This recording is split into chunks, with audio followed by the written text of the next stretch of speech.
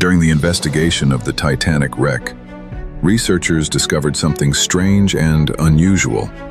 Deep in the ocean floor, the front part of the ship was in relatively good condition, while the rear part was severely damaged, and it was found almost 2,000 feet away. Naturally, after spending hundreds of years at the bottom of the ocean, it's normal for iron and steel to corrode. But if both parts belong to the same ship and sank at the same time, then why is there such a big difference in their conditions? Researchers believe that on the night of the disaster, the Titanic didn't just collide with an iceberg.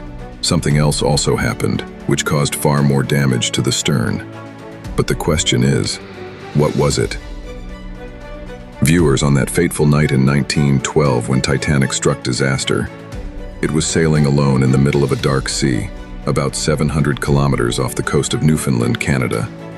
At the time of the incident, there were 2,240 people on board, of which around 1,500 lost their lives. Titanic was famously called the unsinkable ship, but against the forces of nature, it quickly descended into the ocean's depths. The only real witnesses of what happened, from the impact to the moment the ship went under, were those few who managed to jump into the freezing waters of the Atlantic. The first rescue ship, RMS Carpathia, arrived nearly an hour and a half later after Titanic sank. It was pure luck that they even received Titanic's emergency message in time, or else no one would have survived to tell the tale, and the mystery of Titanic would have remained buried forever. Initially, no one knew exactly what had happened to the ship, but survivors later confirmed that the ship had hit an iceberg. This statement was validated when the iceberg was found with Titanic's red paint.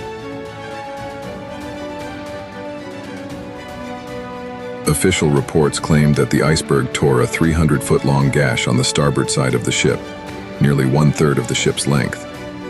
But one witness stated that it took Titanic almost 2.5 hours to sink. Investigators argued that if there truly had been a 300-foot gash, the ship wouldn't have stayed afloat for 2.5 hours. It would have gone down in just minutes. To uncover the truth, it became essential to locate the Titanic wreck. The search continued for years, and with each passing year, the mystery only deepened. Finally, 73 years later, the wreck was found, a massive breakthrough in the world of maritime exploration. It was time to uncover all the unanswered questions Titanic had left behind. At a depth of 4,000 meters in the Atlantic Ocean, the Titanic's wreck had been lying in complete darkness for decades. Several expeditions were conducted, capturing countless images of the wreck. Ocean explorer P.H. Nargeolet visited the Titanic wreck more than 30 times, but he never saw any 300-foot hole. However, in one photo, a 30-foot area shows signs of an impact. This section is just 11 square feet in area, yet calculations show that about 370 gallons of water per second could have flooded the ship through it.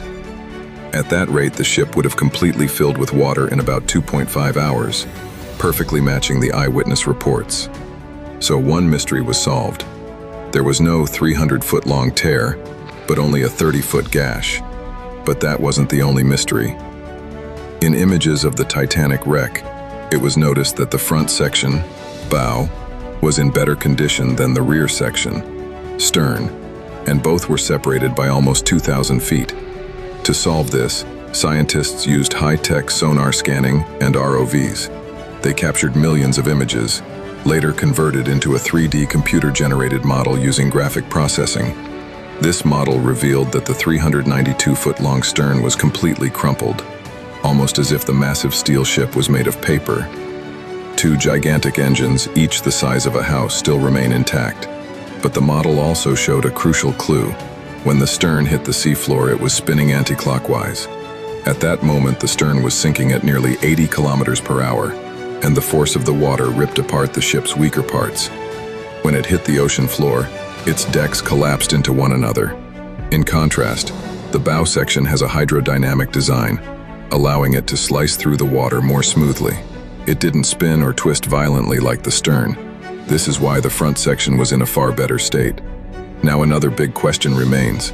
When exactly did the Titanic break into two pieces? For years, it was believed the ship broke apart before it sank, but this wasn't the full story. As the bow section filled with water and sank, The weight of the stern pulled down heavily on the middle section.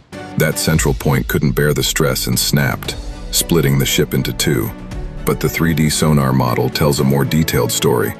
Most of the debris, like coffee cups, dinner plates, chandeliers, deck benches, and even personal belongings, was found near the stern section.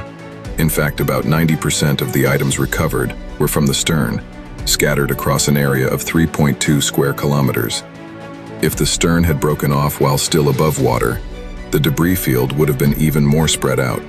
Therefore, experts believe the break occurred closer to the ocean surface, shortly before hitting the seafloor. Then, spinning and shifting direction, the stern landed nearly 2,000 feet away. Today, the wreck of the RMS Titanic is slowly decaying. Scientists say that due to the low oxygen levels at such depths, the rusting process is very slow. But when some rust samples were retrieved and analyzed, they found that the rust was actually being formed due to oxygen released by bacteria. Experts believe that at the current rate, the Titanic's entire structure will collapse within a few years, and its original form will be lost forever. We hope you enjoyed this episode from past and present. If you liked the video, don't forget to like, share, and comment about the most shocking part of the story for you. See you again in the next thrilling video.